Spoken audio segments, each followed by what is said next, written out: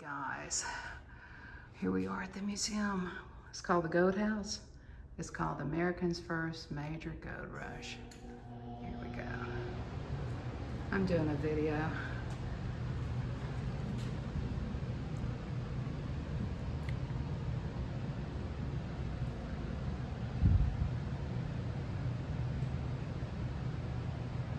Grand jury summons.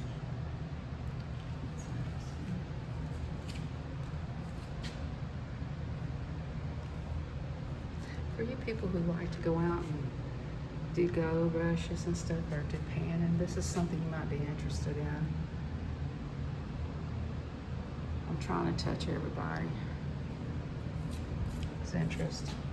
Look at this quicksilver jar.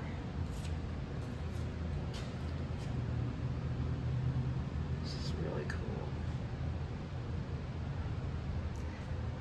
This place is really cool, and it's nicely put together.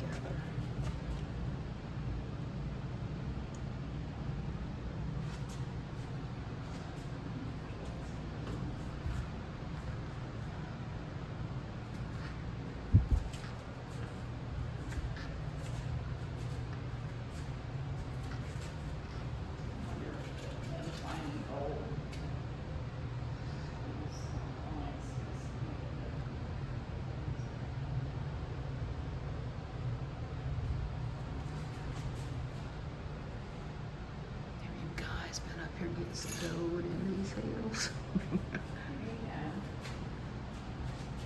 I already filmed that.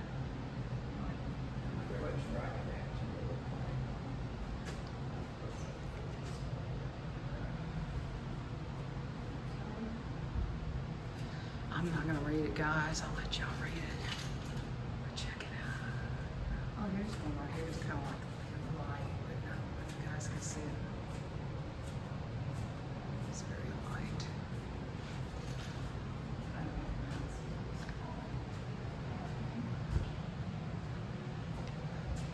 Got a big map, guys.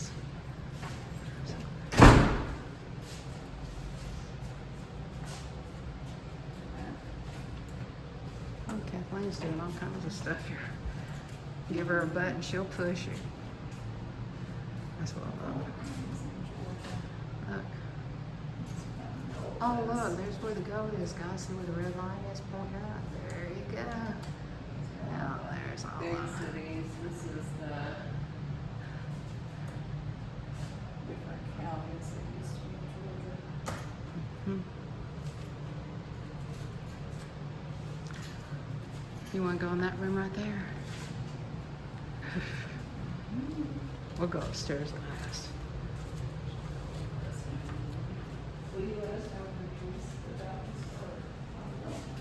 Thank you.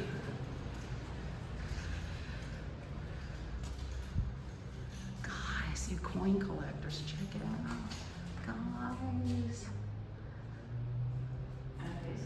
Shout out to all my friends, the coin people of the community.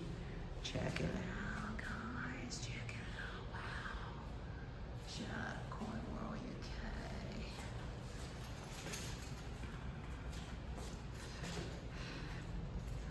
Kind of give you an idea of the prices of things too. Look at there. It's kind of the way this wall's made too. It's all faded in. Here's our favorite. Look in your coins. Everybody go look in your pocketbook right now. See if you got any of these coins.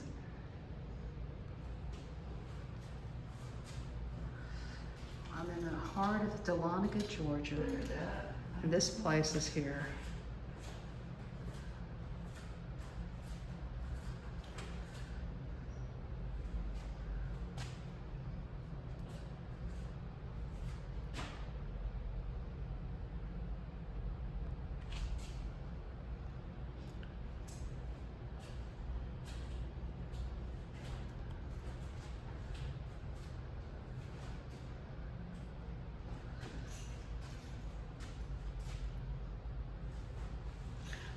See if you guys know any of these people right here. Let's get up a little closer.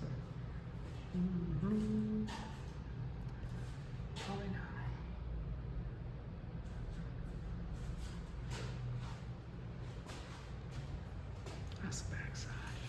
We don't need the back side, we need the front side.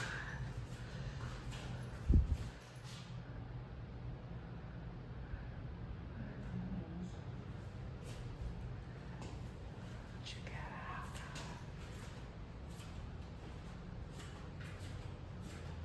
That's pretty cool how they have it jammed up in here.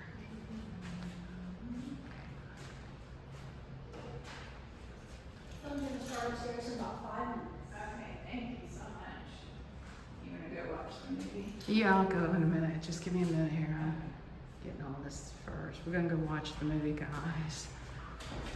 I want y'all to see this though. We have to go up steps.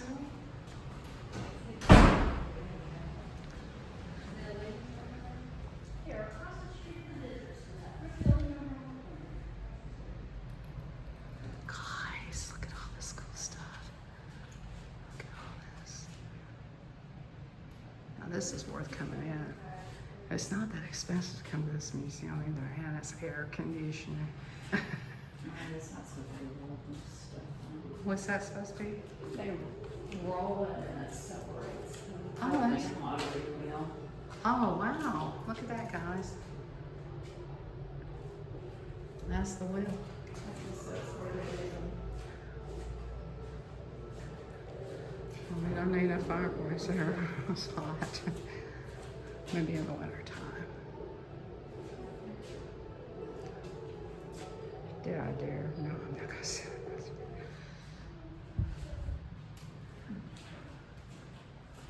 The great intrusion. Shout out to Bud Files. Bud Files, shout out to you guys. You're always going around to all these places. You know, it's good to have 3 people to do it because you need 3 to talk and read everything. Okay. We're gonna go upstairs and see the movie, guys. We can come back down in a minute. Let y'all catch this real quick. I hope there's a guardrail. All right, guys. Going up to those steps for the courtroom house.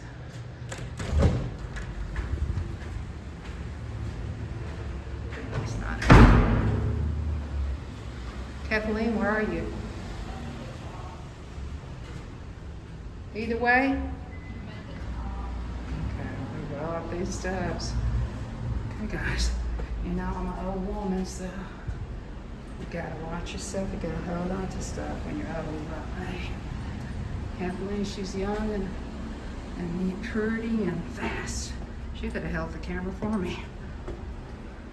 But you know, it is what it is, guys. It is what it is. So you know what? I'm gonna cut this off and put it on. Why? Well, when you get up here, it shows this right here. You really have to push hard on that doorknob when you come up. You sign in. I'm not gonna show anybody's name, but you sign in your guest register. So I did sign in Miss Southern Belle. So you got the Century of Gold Mining here with the boots and all. I hope you guys are really enjoying this because I really am huffing and a puff. And I'm gonna blow my way up. No, I'm just kidding.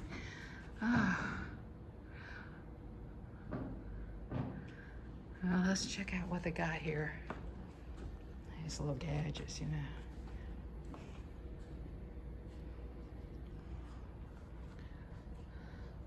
If you guys remember any of these people, you know, put it down in the chat or comments and say, yeah, I remember some of this historical stuff.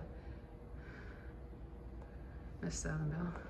If you've been to this museum, say, yeah, I've been to that museum.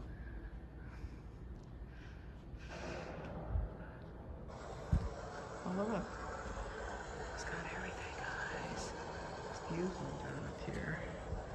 Thank God for air conditioning. That's all I gotta say. Oh, look, this is where they had food. Look, guys, you really can get into this place. The jury room. Look, guys, look at that cowboy hats and stuff. That is so cool. Look, guys, you know any of these people?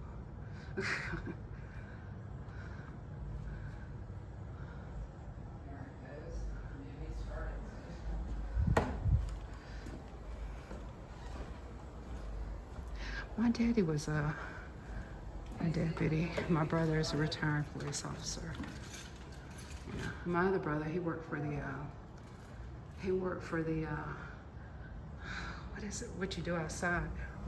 My brother was a ranger, but he wasn't a Texas Ranger. He was a Dallas, Georgia Ranger, but he didn't do it long, you know. Okay, guys, I pledge allegiance to the United States of America. Let's watch the video.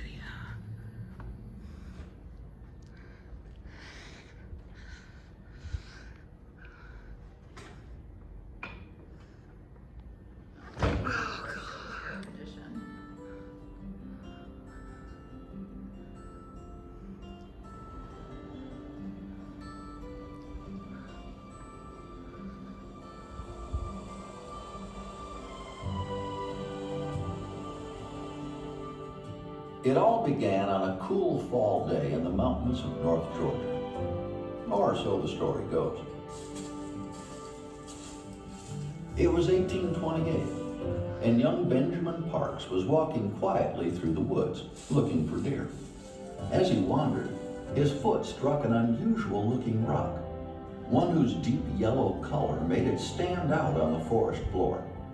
This, it's been said, was the first discovery of gold in Georgia. And this story, though, while widely known and often repeated, is only one of many popular legends about the start of Georgia's gold rush. And while Benjamin Parks may not have been the first to find gold here, he was far from the last. He later recalled, "Well, sir, the news got abroad, and such excitement you never saw. It seemed within a few days as if the whole world must have heard of it, for men came from every state I'd ever heard of. They came afoot, on horseback, and in wagons, and it's acting more like crazy men than anything else." The prospect of quick and easy fortunes attracted thousands of people from around the world. In short order, the mountains of northeast Georgia were filled with miners hoping to strike it rich. I'm still hoping. Although gold had been found in other parts of the country much earlier, never before had so many people come together so quickly to search so frantically for the precious yellow metal. By 1829, the first major gold rush in the United States was in full swing. In Georgia, the gold belt stretches for about 150 miles. From the farthest northeast corner of the mountains across the state to Alabama. The richest and most productive portion of it lies around Dahlonega, in the watershed between the Chestatee and the Etowah rivers. In the early days, gold literally lay on top of the ground. Although big nuggets were few and far between, gold filled the streams and stream beds throughout the area. And many miners made their living with nothing more than a shovel and a gold pan. But the desire for gold led inevitably to a fierce competition for land. In 1830, the state of Georgia claimed as its own what long had been Cherokee territory. Spurred by the promise of untold fortunes, Georgia began exercising a claim that went back nearly 100 years. To the time of its colonial charter. By 1832, the state was surveying the stolen Cherokee lands, dividing them into lots, and distributing them through a lottery system. 133,000 qualified citizens, but no native Cherokees, were allowed to register for a chance to win one of 35,000 gold lots. As thousands of Cherokee, miners by the poured way, into guys. North Georgia, they began pushing out the Indians who had lived here for generations. In 1838, in one of the most tragic events of gold mining history, the United States government sent troops to round up the Cherokees. They were forced west across the Mississippi River. This devastating march, known as the Trail of Tears, left thousands dead from cold and starvation, but it did nothing to slow the rush for gold. In the early 1800s, whole towns seemed to spring up almost overnight. One of the first to be established was Auraria, a community named for the Latin word for gold. Auraria's growth, according to one of its residents, was unprecedented in any backcountry village in the southern states. Before the town was a year old, it had 100 homes, 18 or 20 stores, 12 or 15 law offices, and 4 or 5 taverns. Its heyday was short-lived, though.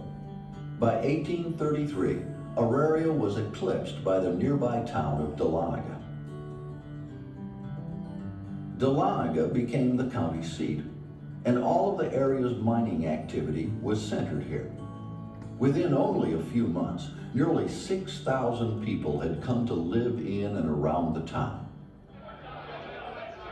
By all accounts, this was a rowdy place. Not quite as rough as the mining towns that would later spring up in California, but lively nonetheless. Gambling houses, dancing houses, drinking saloons, billiard saloons, and 10-pin alleys were open day and night. Gold fever had the miners in its grip. When they made a strike, they could be well paid in a day's time, but more often than not, their search ended in disappointment.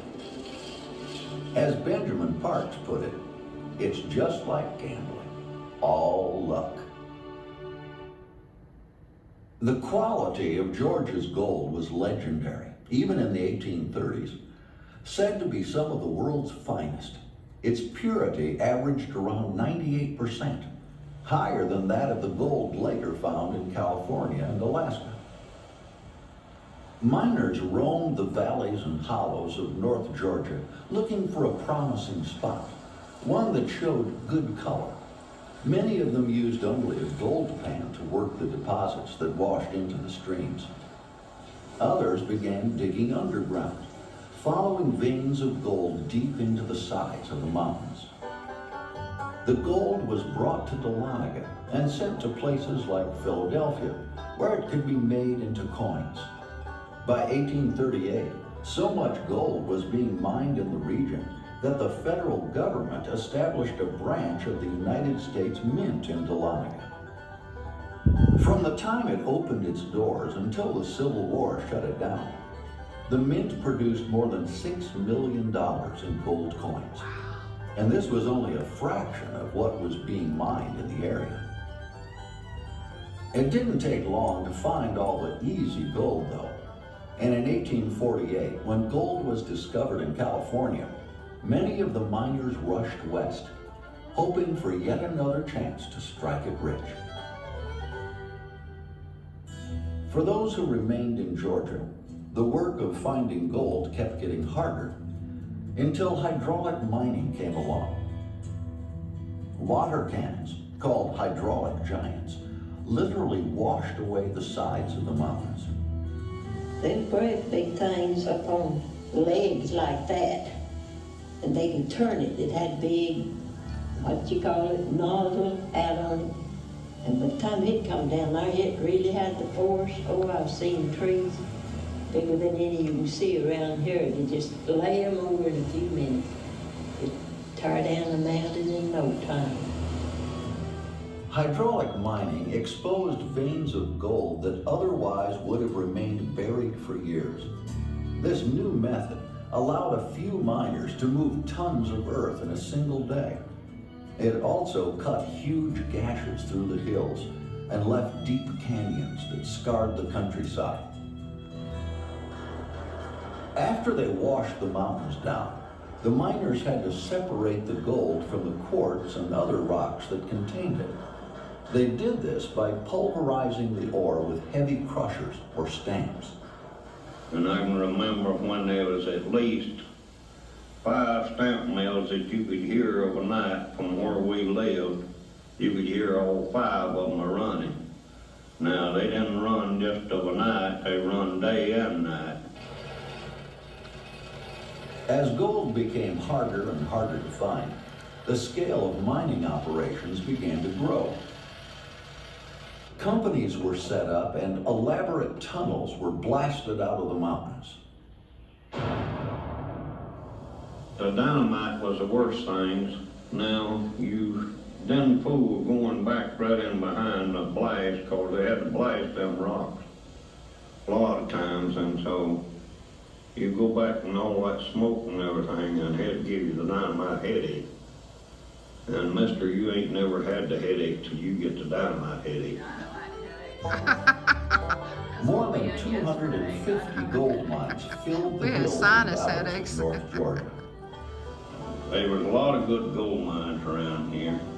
There was a Calhoun gold mine, there was a Consolidated, Crown Mountain, Penland, the Bath, and the Lockhart, and the Boulder Fields, and the Free Gym, and the Eddyville River, and Cane Creek, and Yehuler, and the Loud Gold Mine, and Battle Branch, and I can't remember half of them now, but there was a bunch of the gold mines that they worked.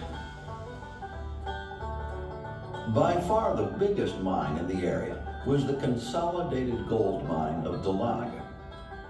Chartered in 1900 and out of business by 1906, the Consolidated was a legend, even in its own time. Investors from around the country put together $5 million to build the huge mining complex. It was the largest gold plant ever established east of the Mississippi River, and it represented big dreams that were never fully realized. Poor planning and management shut the mine down in only a few years, but with its 120 stamp mill and 500-foot tunnel, it employed many miners during its short life. See, this big one right here was the mill. There was 120 stamps in there. And this here was where they roasted ore. There's 8 furnaces in there. And there was a pipe went from that to the smokestack. And that's the way the thing looked. I remember it looking like that before they tore it out. That building was 300 feet long. After the Consolidated closed, mining continued in Dahlonega, but on a lesser scale. Miners worked deposits scattered throughout the area or ran small stamp mills. Some of them worked on dredge boats in the Chestatee and Etowah rivers. The Depression came and went, and mining suffered along with many other businesses. It wasn't until the late 1930s that another gold mining legend came onto the scene in Dahlonega. Major Graham Dugas reopened the old Calhoun mine, and when he did, he struck one of the richest veins the mine had ever produced. Major Dugas was a first-rate mining engineer, and he made a fortune in Dahlonega, but he was a promoter as well, one who plated the dashboard of his car with gold and persuaded investors to sink their money into a mine that had already played out. They said he went up north and he had all the dashboard of his car, plated with gold and everything. Of course, he pulled somebody's leg, I guess, for some money after he'd done worked it out. I don't know what he done, but that's what they said he done. I don't know whatever went with the car, but now there was a lot of young girls that wanted to ride in that car. Mining on various scales continued around Dahlonega until World War II. Then the men went off to fight, and the equipment needed to run the mines was sold for scrap. The war marked the end of gold mining as big business in the Georgia mountains. With no more fortunes to be made, most miners found easier ways to make a living. But for some, gold never lost its appeal, and they never lost their appreciation for its special beauty. Georgia gold is some of the purest gold in the natural state you're going to find anywhere. I've had assays on some of this right here, just as it came out, and it's went up at 98.46 pure. No alloy with it, see, very little alloy. In some parts of the world, Your alloy was silver, copper, and so forth. And if it's 75% pure, you're in good shape. I mean, that's good for them. But some of this up here is pure. That's the reason why Georgia gold is so pretty. There's no other gold in the world like it. In 1828, when word went out that gold had been discovered, miners rushed to the mountains of North Georgia.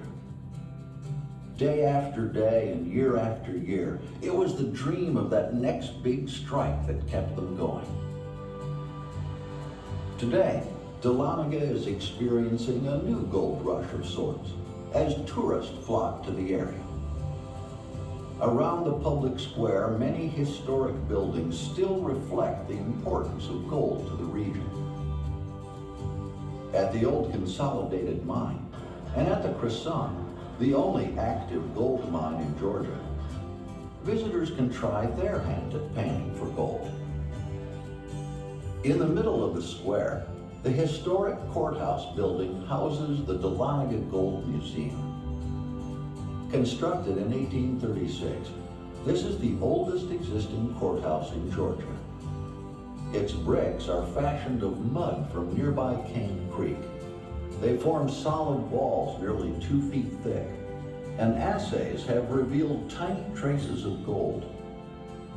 A more substantial amount of Dahlonega gold covers the steeple of the administration building at North Georgia College and State University, and the dome of the State Capitol building in Atlanta.